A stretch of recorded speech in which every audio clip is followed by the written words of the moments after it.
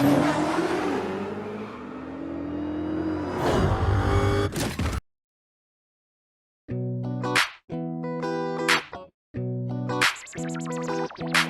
yeah, the difference is literally a slightly noticeable difference. Nothing major at all. So don't be putting your foot down and expecting your car to fly off, because that's not gonna happen. That is not gonna happen at all. It is the slightest difference. Nothing major. So back again with another video. You can tell from my last video I had to give myself a quick trim, shave off all my facial hair because I was losing my mind. Well, I shaved off all my facial hair because I did lose my mind. This is the first time I've gone facial hairless since 2012. I'm not used to it yet. But anyway, I've received a couple more deliveries. The ones I've received are the pipe that I'm going to be using to do a back box delete. But I'm not doing this for another probably month or so because I need to get a thingy cutter, cut off the back box, trim that to the right size and weld it on. It's probably about a good 2-3 hour process, but I haven't got the tools to do that. But the one I'm going to be fitting today is this. Ooh, there we go, the K&N air filter. Now, there's a lot of speculation out there whether air filters work or not. They are proven to work. They add between 5 to 10 brake horsepower on, but I say 5 to 7, worst case scenario. So as I'm changing it over, I'm going to explain to you the different scenarios and things that can affect an air filter and things like that. But let's go. So this is what I'm using, a K&N high flow air filter. Like I said, there is a lot of speculation about whether these work or not. They are actually proven to work. They add power, add horsepower and increase torque. Now, the effect on the car is going to be different depending on what car it is. For example, if you have like a 1.2 litre Corsa, the gain won't be as much as on, for example, a 320D like this. So on a Corsa, you probably might only gain 2-3 horsepower. On this, with the fuel I'm using, because I'm using 99 RON fuel, which is the Shell V-Power, that's going to help the gain on this. So I'm hoping that by the end of this, with the air filter and the fuel together, it would have bumped it up to about 190 brake horsepower.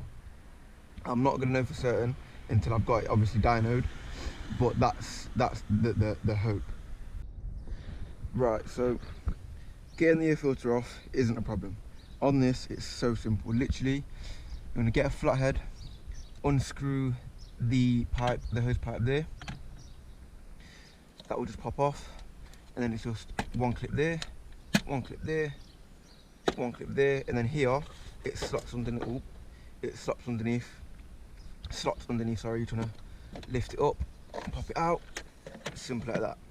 Now, this is the first time I've opened this since I've got the car, and I imagine under here is going to be absolutely disgusting.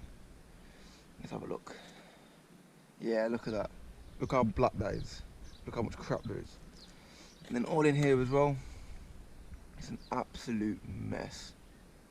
Well, let's get it sorted. The first thing I'm going to do before doing anything is hoover this out, because you don't want all of that in there with the new air filter. You want this to be as clean as possible. So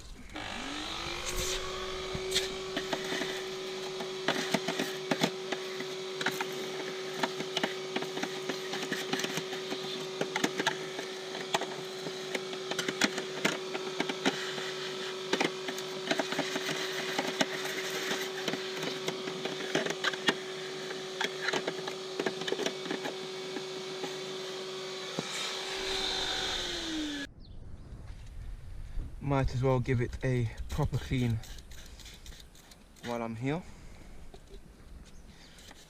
to get rid of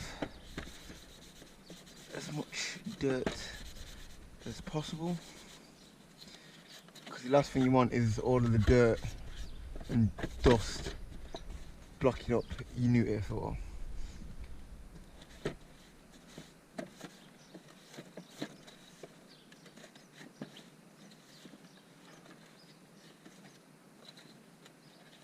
Yep, cool. These are the air filters side by side. This is the K&N, this is stock. As you can see, the K&N air filter is a lot thinner, which allows more air to get into the engine, which means it can breathe better, which results in higher power and quicker acceleration. As well as being thinner and allowing more air to get into the engine, they also cool the air down. And as everyone knows, the lower the operating temperature of an engine, the better it will perform. So that's what LCs do. They're the two ways that performance air filters increase power. So it's all clean now. The new performance air filter goes in, and literally you just move it out of the way, put it down.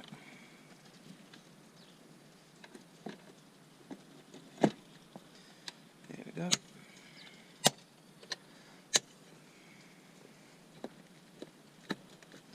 And you want to make sure that this is back just as tight as you found it. I need to put some WD-40 on that, because if it's not, then air will escape and it will defeat the whole object of having an air filter. So I've driven the car for about 5 minutes just to make sure the engine's a little bit warm before I put my foot down. So let's put it in drive sport. Let's do it.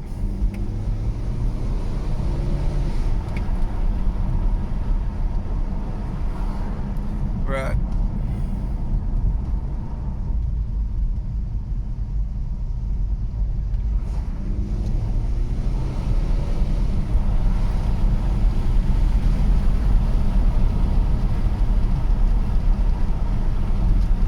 Oops, put the windows up.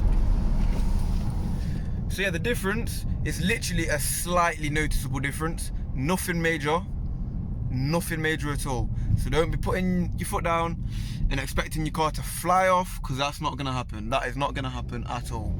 It is the slightest difference. Nothing major.